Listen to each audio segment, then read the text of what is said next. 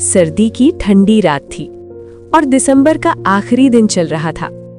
श्याम अपने परिवार के साथ सोनापुर गांव के आखिरी छोर पर बनी एक छोटी सी झोपड़ी में रहता था। शाम हो चुकी थी और घर में एक पुरानी लालटेन की धीमी रोशनी फैल रही थी। श्याम रोज दूसरों के खेतों में मेहनत मजदूरी करता था। इतनी मेहनत के बावजूद वो अपने परिवार को 2 वक्त की रोटी ठीक से नहीं खिला पाता था।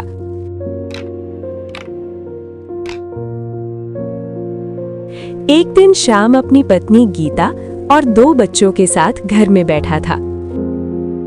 लगता है नए साल में भी हमारी जिंदगी यूं ही परेशानियों में फंसी रहेगी।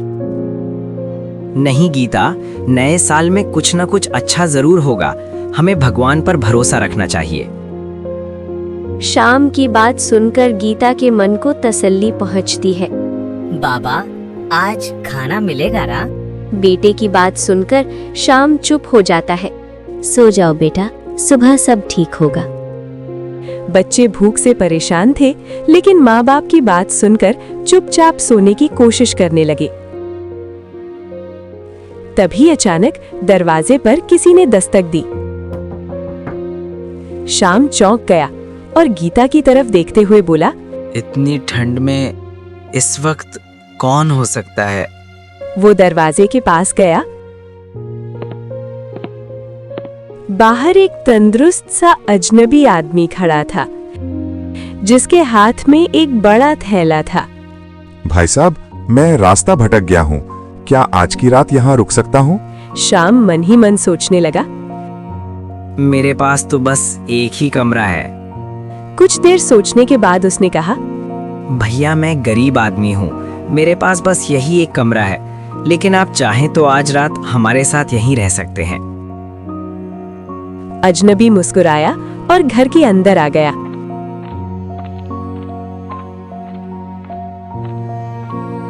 उसने थैला एक कोने में रखा और बच्चों से बोला, अरे बच्चों, अभी तक जाग रहे हो? मुझे पता है तुम्हें भूख लगी होगी। हाँ अंकल। उसने थैले से फल और मिठाइयाँ निकाली। देखो मैं तुम्हारे लिए क्या लाया हूँ। ये नए साल का तोहफा है। भगवान आपका भला करे। गीता के परिवार के लिए वो भगवान से कम नहीं था। रात काफी हो चुकी थी। सब लोग अपने अपने स्थान पर सो गए।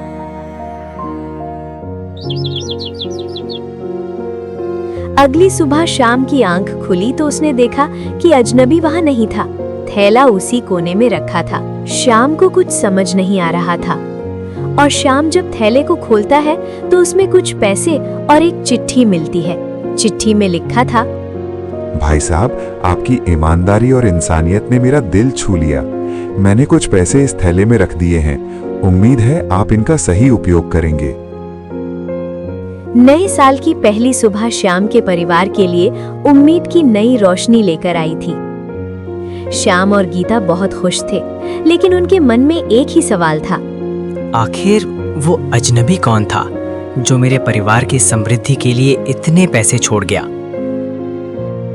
जो भी हो, हमारे लिए वो भगवान का ही रूप था।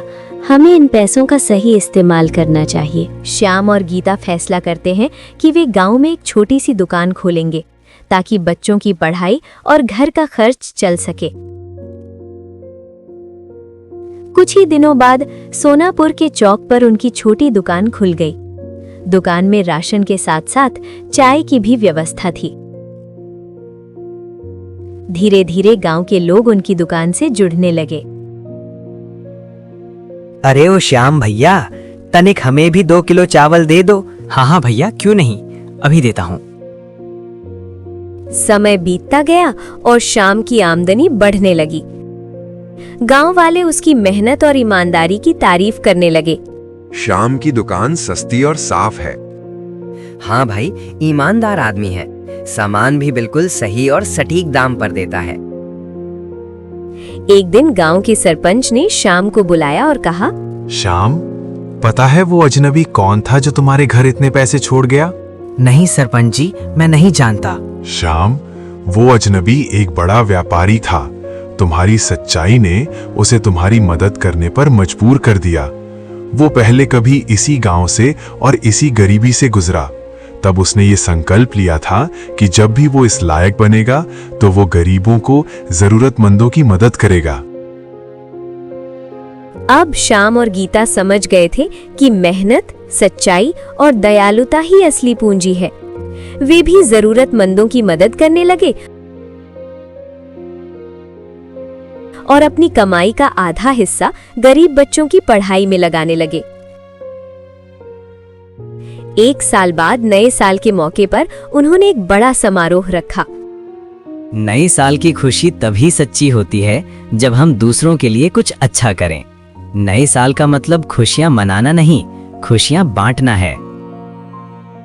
वे सिर्फ अपने गांव के लिए ही नहीं बल्कि पूरे इलाके के लिए प्रेरणा बन गए थे। लेकिन श्याम और गीता की जिंदगी में सफलता के साथ साथ चुनौतियां भी आईं।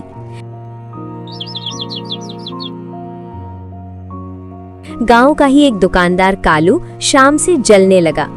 अगर श्याम यूं ही आगे बढ़ता रहा तो मेरी दुकान बंद हो जाएगी। इसका कुछ तो उपाय करना होगा। कालू गांव वालों के बीच झूठी अफवाह फैलाई। अरे लालू भाई, पता है क्या, श्याम मिलावटी सामान बेचता है। मैंने अपनी आंखों से उसे सामान में मिलावट करते हुए देखा है।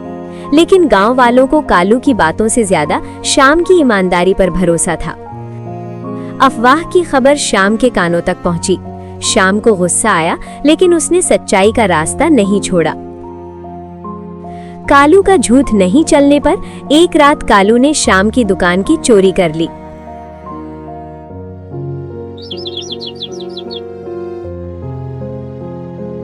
अगली सुबह श्याम दुकान की हालत देखकर उसके होश ही उड़ जाते हैं। उसे कुछ समझ नहीं आ रहा था। श्याम पूरी तरह टूट गया। सब खत्म हो गया गीता। हमारी तकदीर फिर से हमें वहीं ले आई। गीता उसे हिम्मत देती है। सब ठीक हो जाएगा श्याम, फिर से शुरू करेंगे। और गांव वालों ने साथ दिया। श्याम भाई, तुम फिक्र मत करो, हम सब तुम्हारे साथ हैं। हम सब मिलकर उस दुकान को फिर से खोलेंगे। दुकान फिर से शुरू हो जाती है। श्याम की लगन देखकर कालू को अपनी गलती पर पश्चाताप होता है। वो सरपंच के सामने अपनी गलती कबूलता है। सरपंच जी, मुझे माफ कर दीजिए। श्याम के दुकान में चोरी मैंने ही की थी। कालू, ये तुमने बिल्कुल सही नहीं किया। तुम अपने जलन और ईर्ष्या के वजह से एक ईमानदार और नेक इंसान का दिल दुखाया है और तुमने गांव वालों का भरोसा भी तोड़ा है। तुम श्याम से माफी मांगो। कालू तुरंत श्याम के घर जाता है और अपनी गलती के लिए माफी मांगता है। श्याम भाई, मुझे माफ कर दो। मैं अपने ईर्ष्या और जलन की वजह से आपकी दुकान में चोरी की। नहीं कल्लू भाई, तुम्हें अपने गलती का पछतावा है, वही सबसे बड़ी बात है। हाँ भाई साहब, वही बड़ी बात है। आप माफी मत मांगिए। श्याम और गीता ने उसे माफ कर दिया। कुछ ही समय बाद उनकी मेहनत और ईमानदारी ने फिर से रंग दिखाया।